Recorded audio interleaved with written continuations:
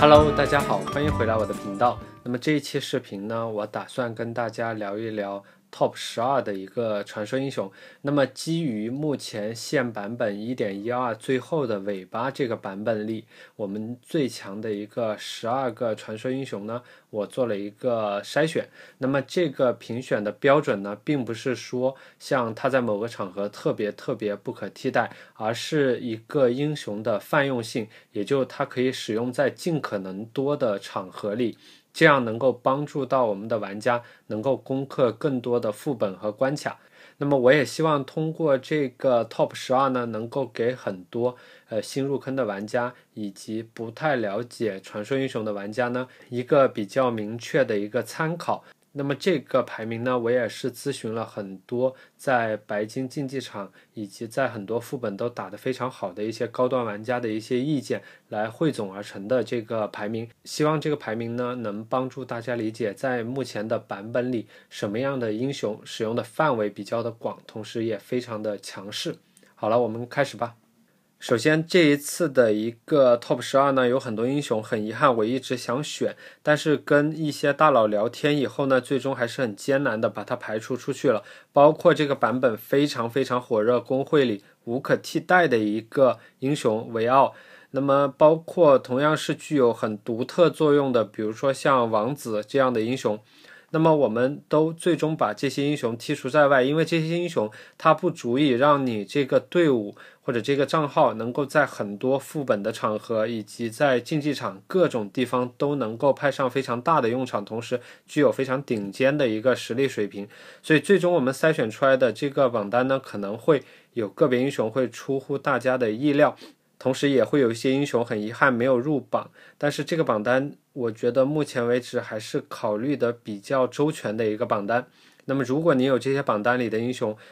不要犹豫把它练起来，这样的话也会非常有助于你攻克各个副本难度的一些任务。首先是异形飞龙，异形飞龙主要是由于它的一个综合能力非常的强，首先是它3技能的一个虚弱和降低防御，这两个 debuff 上敌人身上的话是不需要通过打击造成的，是直接上 debuff， 这样就避免了一个属性的克制问题。可以说它这个技能是无属性克制的，只要精准足够就一定能上这个 debuff。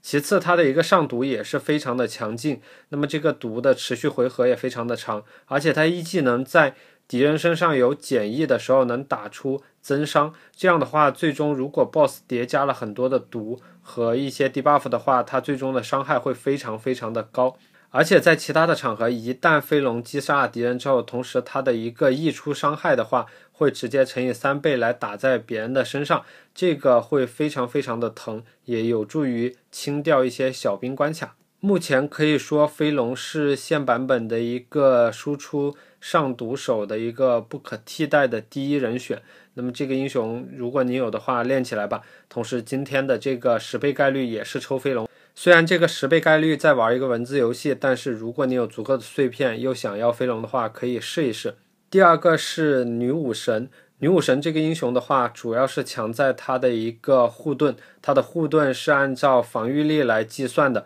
那么这个所加的护盾量呢会非常的高，特别是在女武神有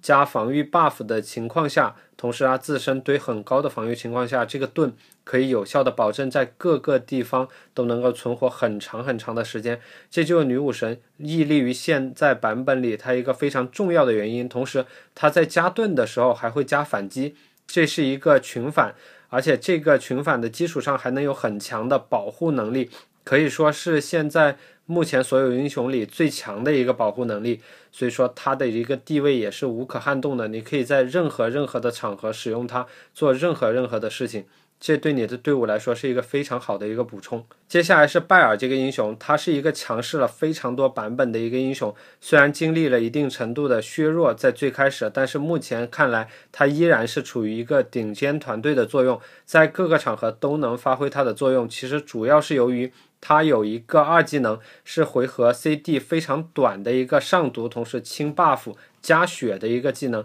集合了非常多的一个作用。同时它的被动也是一个独一无二，在这个游戏里让在中毒减益下目标受到的伤害增加15%，这个是非常非常强劲的一个技能。同时它一技能的群攻也非常的有效的能够对队友进行一个补充，而且会增加一定的输出，虽然输出不是非常的高。接下来是莉莉图，莉莉图是新出的一个英雄，这个英雄可以毫无疑问的说是目前一个肉队非常钟爱的一个队长型的一个英雄，也可以用它在队伍里打一些辅助性的功能。如果不使用它的一个队长技能的话，我们可以使用一些其他具有抗性队长的一个功能在竞技场进行使用。那么它的一个技能呢，可以说是非常好用，不仅有护盾，而且还有阻挡减役，而且它这个阻挡减役我经过跟别人的一个讨论，有大佬告诉我说，目前莉莉图是唯一一个在竞技场先手放阻挡减役之后队伍里不会有人被冰冻的英雄。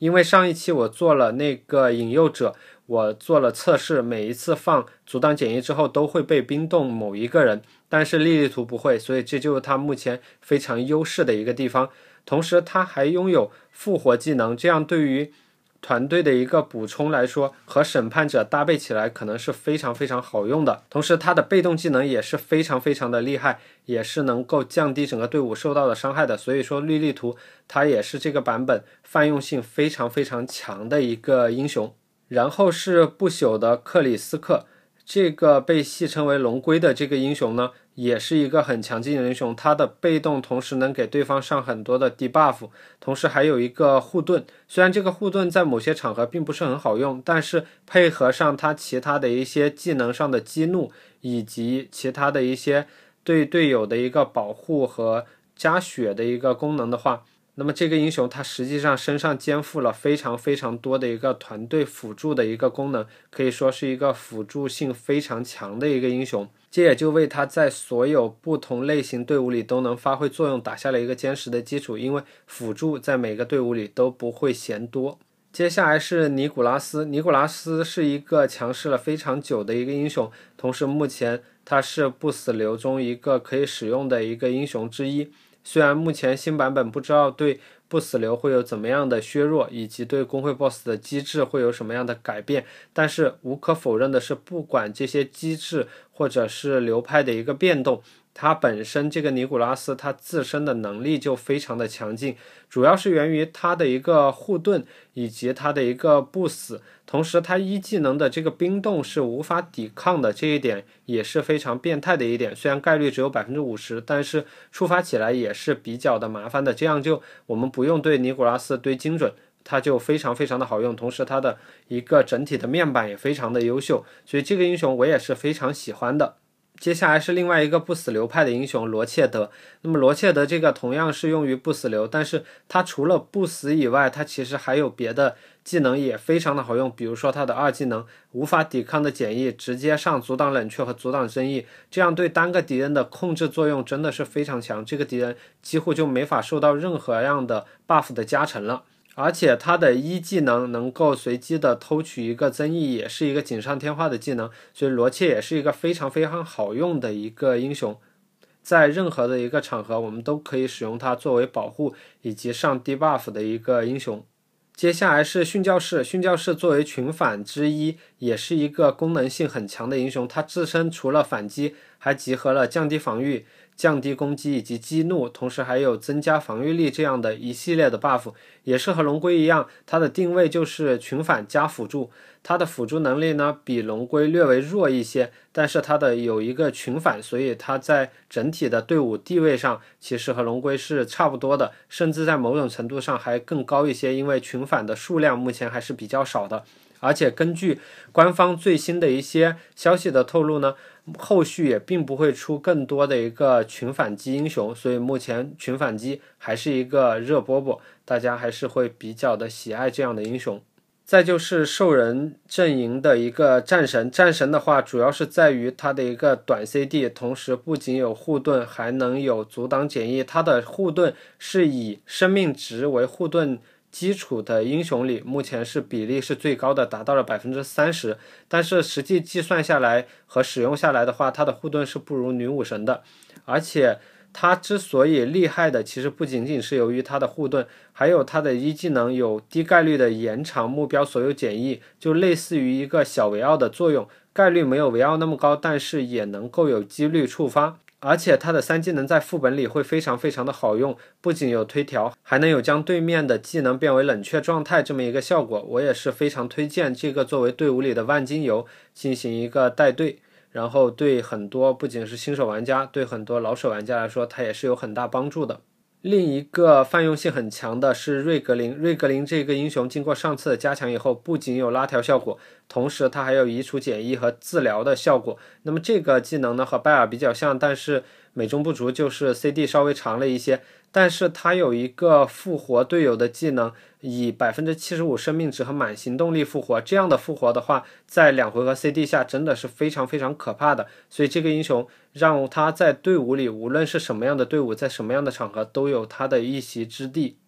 接下来是审判者。审判者这个是我们做完任务之后会送的英雄，因为审判者他的一个拉条以及他的一些群攻和他的一个复活效果，使得它在具体的使用上真的是非常非常的强劲。有了它之后，我们可以在队伍里搭配很多的脆皮英雄，不用担心脆皮英雄死掉之后没办法复活。同时它的一个竞技场队长的速度也是非常非常的快的，所以这个英雄整体来说，无论是在什么样的场合带上它之后，我们就可以带更多的输出英雄，这对于队伍的一个增加输出能力，这个意义是非常重大的。最后一个是冰锤。冰锤的话，可能很多人会很意外，这个冰锤是用于竞技场用来恶心对面的一个英雄，怎么会入选这一次泛用性比较强的一个阵营呢？其实这个冰锤我们不仅要看到它的被动对人的一个冰冻作用，同时我们还能看它的一个移除争议，进行一个击打，同时还有一个群攻，有概率的进行冰冻和激怒这样的一个概率控制性的一个英雄。这样的话对于保护队友来说是非常非常的强劲的，同时它自身还有一个复活，所以在很多副本里我们带上它之后，也是同样可以达到一个硬控制同时保护队友的一个效果，这样我们也能带更多的输出英雄。所以我也是把它放进了一个最后的这个名单的末尾，它也是属于泛用性非常非常高的英雄，我们千万不要小瞧它。而且最新的消息放出，虽然它的被动会被削弱，但是它的一个实际使用以及它冰冻的一个机制还是优于很多技能之前的，所以在很多场合我觉得它都会派上非常大的一个用场。好了，这就是这一期的一个 Top 12英雄。那么这一期的这个评选榜单呢，是为了很多新手玩家以及入门一定时间的玩家准备的一个榜单。那么这里边的英雄呢，它的一个泛用性非常的强，也就是说它在很多场合都能派上很大的用场，而且在每个场合几乎都是比较顶尖的一个存在。所以把他们列出来，就更有助于你如果抽到了他们，非常疑惑他们的一个用处的话，毫不犹豫就把它放在队伍里练就好了，不用考虑在什么样的场合我们该使用它或者不使用它。所以这样的英雄的话，我觉得是对于特别是新手玩家来说是非常需要的，因为一个团队里如果一个人能够做很多样的事情的话，会分担新手玩家团队的一个压力，也有助于你游戏进程的一个快速的一个推进，同时为后边更高层次的一个副本做出一个准备。好了，喜欢我视频的话，别忘了点击订阅、关注支持我。我们下期视频再见吧，拜拜。